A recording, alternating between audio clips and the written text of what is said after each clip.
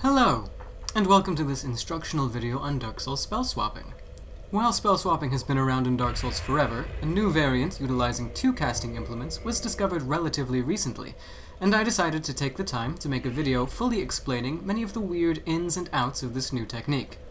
The technique is relatively straightforward, though the inputs are tight. Start off by casting the spell with the desired animation using the appropriate implement, and toggle to the spell you actually want to cast while casting with the other implement. You can do this either going right, toggle left, or left, toggle right. They work exactly the same way, but I'm primarily going to be demonstrating left, toggle right, since my muscle memory was trained that way, and trying the reverse frustrates me endlessly. If you primarily use right, toggle left, just flip anything I might say regarding which hand is doing what, and you'll be fine. This technique was, to the best of my knowledge, discovered by Tsu, link to their YouTube in the description. Additionally, Kamul made the wrong warp discovery involving the Homeward Miracle, and there's a link to their YouTube in the description as well, in addition to a link to a video detailing the wrong warp's usage in speedruns. I'm not going to cover any of that in this video, so use those links if you want more information there. The most visually obvious changes when spell swapping are mostly cosmetic, with no real effect.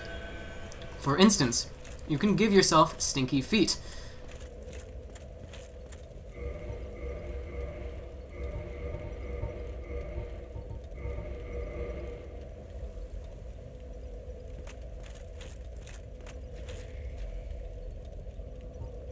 or spit lightning,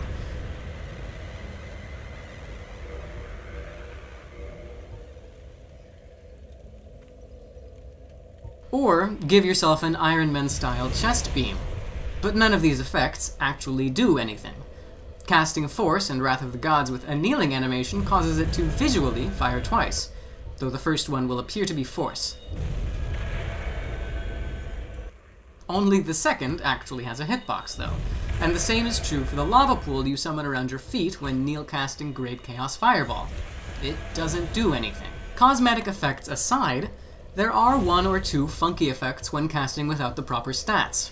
Casting Chameleon without the proper stats causes the effects to instantly end after the animation plays, and casting Homing Crystal Soul Mass, and Pursuers without the proper stats will summon an incorrect number of orbs.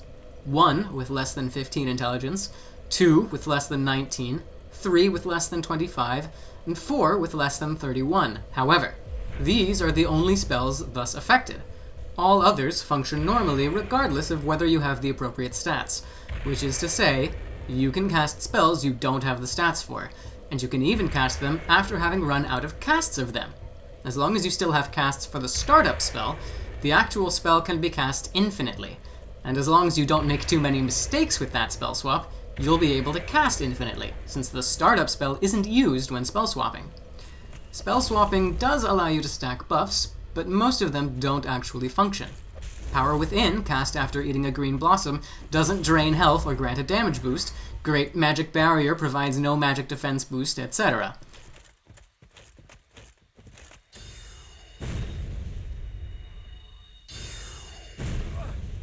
Interestingly, Iron Flesh does provide hidden infinite poise, the same way that stacking the Havel Shield buff does. However, it doesn't provide a defense boost or grant the heavy deflection, and it still makes you slow walk, so it's still pretty useless. The only buffs that can be stacked are Tranquil Walk of Peace and Vow of Silence, which are both technically self-buffs, even though they primarily affect your enemies. Vow of Silence is actually enhanced by stacking it in this way because it will apply imperfectly to the player that casts it, allowing them to continue casting spells as normal.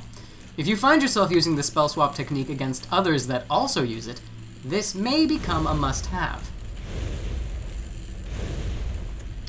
While Vow of Silence will still display visual and audio cues when stacked in this way, Tranquil Walk of Peace will not.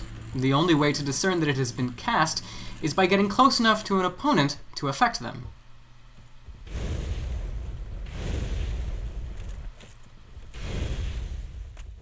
The only spells that can't have their animations stolen with this technique are the weapon and shield buff spells, which obviously can't be used on casting implements. However, they can still be cast with other animations. The magic shield spells are completely useless this way, as they will be cast upon a left-hand casting implement which can't block. The buff spells are almost equally useless, as their only function is to make an R2 bonk slightly spicier than before.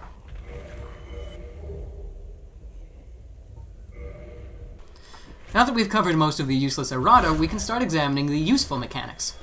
The most important thing to note when spell swapping is that sorceries and pyromancies are grouped together, and miracles are grouped apart. When spell swapping within a group, say from one miracle to another, or from a pyromancy to another pyromancy, or sorcery to a pyromancy, the magic adjust of the implement you start casting with is the one used. No matter what implement is used for the second input, it won't affect the casting.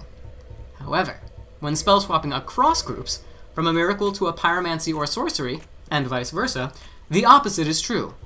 Only the magic adjust of the second implement is used. This means that you can, for instance, cast a Great Chaos Fireball and do basically no damage if you use Force to start the cast, and have an implement you lack the stats for in the offhand.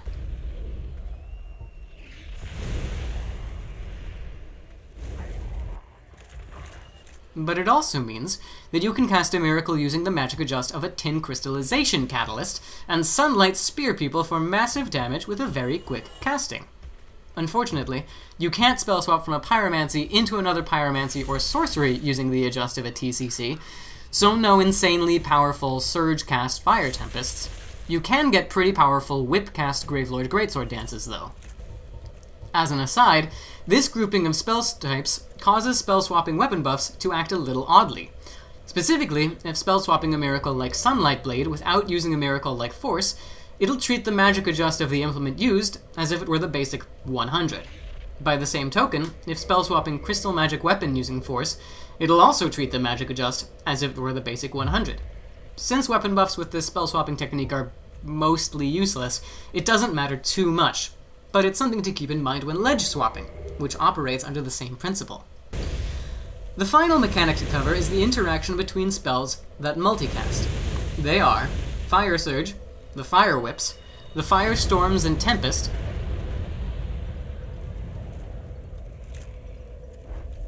and the Gravelord Sword Dances. Casting any of these spells using a non-multicast spell will cause a single cast to be used, often very anticlimactically. Great Combustion into Tempest causes only 2 or 3 pillars of fire to appear. With the exception of Fire Surge, using any of these spells to cast a non-multicast spell is also anticlimactic. A long Fire Whip animation for just a single Dark Bead use, for example.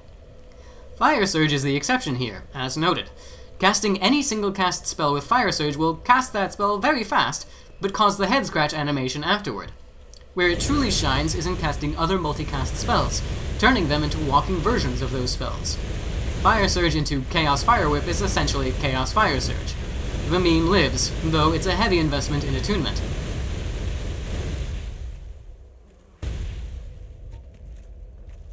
Fire Surge into Firestorm or Tempest is broken. With many stacks of the latter, you become a walking inferno that incinerates all enemies. Fire Surge into Chaos Firestorm is less impressive, but simply because it runs out quicker. While you can spell swap spells after running out of casts, you can't surge cast them. After the initial casting, the head scratch animation will play. Fire Surge can't actually be used to cast the Gravelord Sword Dances in this manner, because of the difference in spell types. When the game tries to pull more casts after the initial casting, the head scratch animation will play. However, the Fire Whip spells can be swapped into both the Firestorms and Tempest and the Gravelord Sword Dances. While not nearly as powerful as Walking Fire Tempest, it's still a significantly faster cast, and as mentioned allows the Gravelord Sword Dances to be spell swapped with a Tin Crystallization Catalyst. And that covers all the relevant mechanics of this technique that I can think of. I hope this video helped everyone better grasp how the technique works. Thanks for watching.